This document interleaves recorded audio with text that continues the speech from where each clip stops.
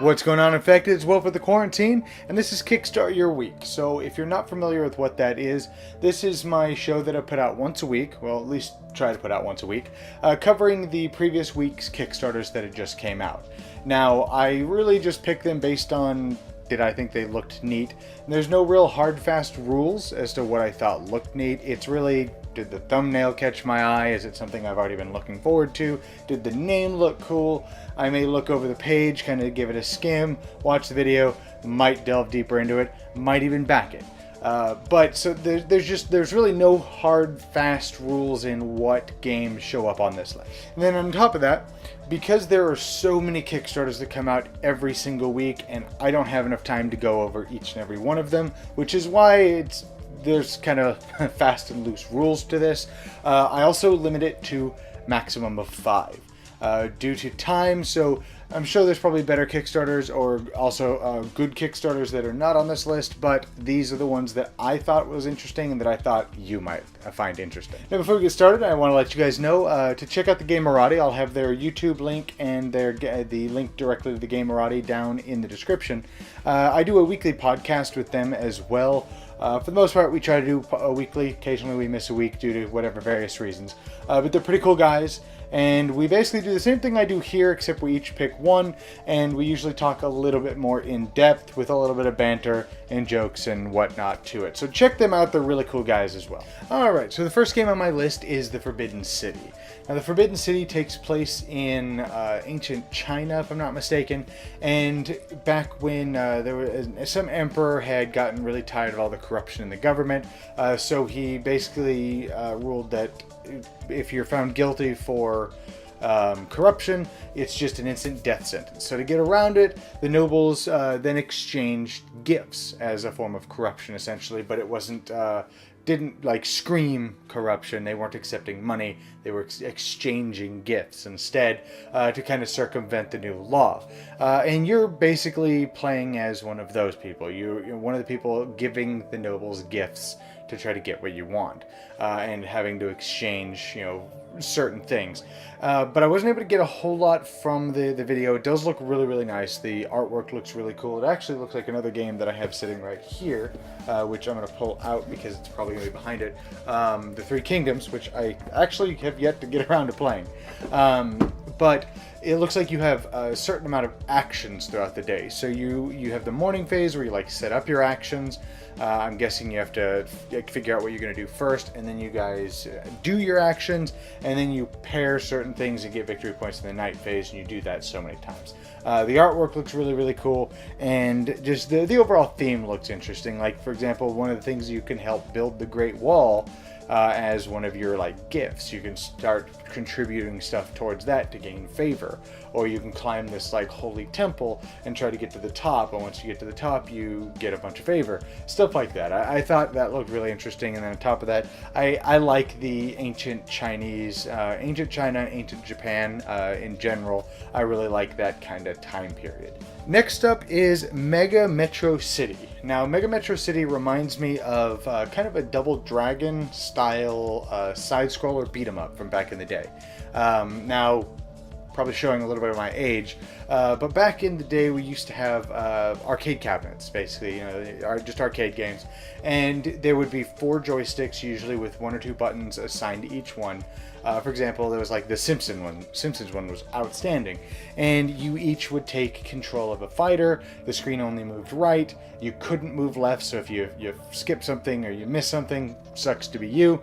And you just beat up everybody on screen. You could pick up trash cans and throw them at people. They were usually just really zany, really wonky. There's certain aspects to them, like you could use a special attack that took a bunch of your health but wiped everybody off the screen, which was designed, of course, to make you spend more money on the arcade because you put in a quarter, 50 cents, whatever. And that's basically what those were. And this is a board game of that, which seems really interesting. There's 4 or 5 characters. The models aren't super great, but they're pretty decent from what I can tell. And you're moving from left to right. You see the tile you're on, and then you see the next tile. And once you come off of the tile you're on, it slides over, and then you put a new tile to the right until you get to whatever your destination is. And I just thought that was really cool. It feels like it might be really nostalgic for people like me who used to play games in the arcade a lot. It seems really, really cool, and they had a couple things in it that were really interesting as well. Like, you can enter buildings, and like there might be a building that you can actually go into. You go into it, it's like a mechanic. You could beat up the car, get some stuff off the car, and use that to then beat the crap out of people, which I thought was pretty cool. And it's a dice-based combat system, but then you can, if you have a weapon, you get to throw more dice, and or a couple guaranteed hits, stuff like that. There's bosses, and then on top of that, the game is just riddled with nostalgia and pop culture references. For example, one of the stretch goals that was uncovered is Judge Dredd, basically. There's another one that's basically a similar but legally distinct Ninja Turtle. So stuff like that. It screams nostalgia, and it looks like it might actually be a genuinely good game as well. Next up is Imperial, I think is how it's pronounced, from Level 99 Games. This is a no-brainer. I'm a big fan, as you could probably see up here. I'm a big fan of Level 99 Games. I'm pretty sure I own every one of their games. So, big fan of their games. But this is kind of looks like it's a cross between, what is it? Ticket to Ride meets like a Level 99 game meets like Argent the Consortium kind of thing, which is also right here. So the way it works is it's the world of Indines, and which is a kind of a fantasy, magical, like, think Hogwarts, essentially, kind of a setting. And, well, at least it's Argent Consortium's basically Hogwarts. But you get the idea, the kind of tone and feel.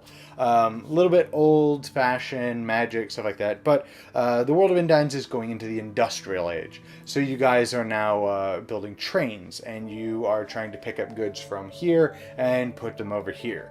And you can, there's like lava fields and ice ranges and plains and jungles and all this stuff that you have to go through, and you need resources to be able to build your tracks and get your tracks there.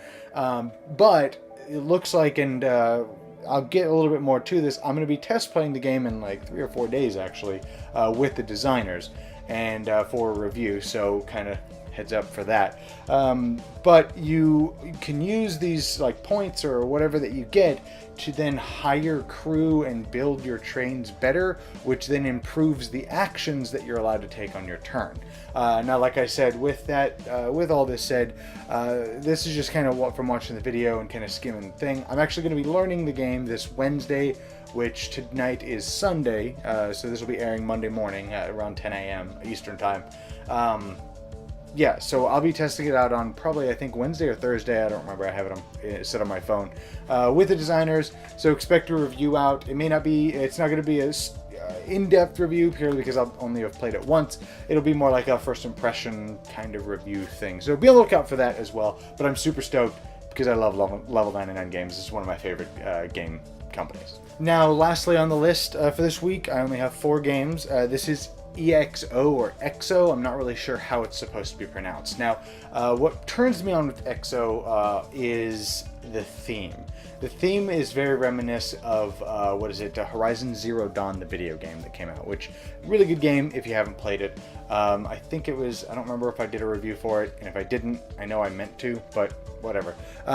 It's really, really fun game. It's basically take Far Cry, put it in a third-person kind of action-adventure game with giant mechanical dinosaurs in the future past, basically. And that's basically what this is. Basically, there's this new crystal or something like that has been found, and we use it nowadays, and it throws us into the future, but we destroy ourselves in the process. So now it's really far into the future. Like, doesn't throw us in the future, it just advances technology, super fast. But then we wind up destroying ourselves. So technology and society in general fall back to the tribal era, similar to Horizon Zero Dawn. And then now you guys are trying to find these crystals again, because now we need them to power the stuff that we have to keep us alive. But now that we know the risks and dangers or whatever, I guess it's not going to kill us. I don't know. But where it differs from Horizon Zero Dawn is it's not these giant mechanical dinosaurs, essentially. Now the only thing that survived the cataclysm were insects. So now insects are gigantic. You have like scorpions the size of semi-trucks and stuff like that, which on top of that, the miniatures in this game look friggin' amazing. And then on top of that, you have your character, and it looks like it's a cooperative game, but then you also have your animal companion, which has like tech. So for example, like the eagle has this giant scope coming off of its head, because of course it does. And the bear's got like metal rib cage and like extra like long claws, stuff like that. But where it's cool is you get a big base that's got like one round circle, a square, and then like looks like two cells dividing like this. So you can mix and match survivors and your animal companion, which I thought was really, really cool. So I'm guessing that's going to change gameplay quite a bit. So now you have to think, okay, well, I want to play this character, but this time I want the eagle. I played with the wolf or the bear or whatever it is last game, and you kind of mix and match. And then the square is like whatever type of energy you're harnessing or that you find. But it's an adventure game. You have to go out, you have to find these crystals, and you have to bring them back to camp to try to power up certain things, and you have to do that, I guess, so many times. But I like the adventure aspect, and I kind of like the co-op aspect. I wonder if so, how they're going to get around the alpha gamer syndrome for a cooperative game, but what are you going to do? But EXO looks really, really cool. The artwork on top of everything is also just stellar. And those are my Kickstarters for this week. Now, my arbitrary Kickstarter of the Week award is, I really, really wanted to go with EXO because it looks phenomenal. But I'm a level 99 fanboy. Some of you guys that watch this probably already know that. So I'm going to have to give it to Imperial. I haven't even played it yet, but I think there's only one game that I have from level 99 that is I'm not a huge fan of, and that's the Disc Brawlers or whatever it is that I own. It's up there. And I think it's their card game, not the BattleCon series, the Exceed Fighting System. Not a huge fan of that. Other than that, I'm a big fan of almost every one of their games. I'm super stoked for my 2nd edition upgrade pack for Argent the Consortium. So, yeah, the Imperial or Imperial, I'm not really sure how to pronounce it. That is winning my Kickstarter of the Week award right over here. Anyways, I hope you guys enjoy this show. If you're new here, stick around. If you'd like to help support the show, again, subscribe. That definitely helps support the show. But I do have a Patreon that I have down in the description. I also have a tip jar, so if you would not like the commitment of a Patreon, or you'd like a one-time donation, any little bit would help, especially because YouTube did cut my ad revenue as well. Wasn't much, but it helped. So if you'd like to help donate and help support the show, definitely check out the notes below the show. Anyways, I hope you guys enjoy this, and I will see you guys next time in the quarantine.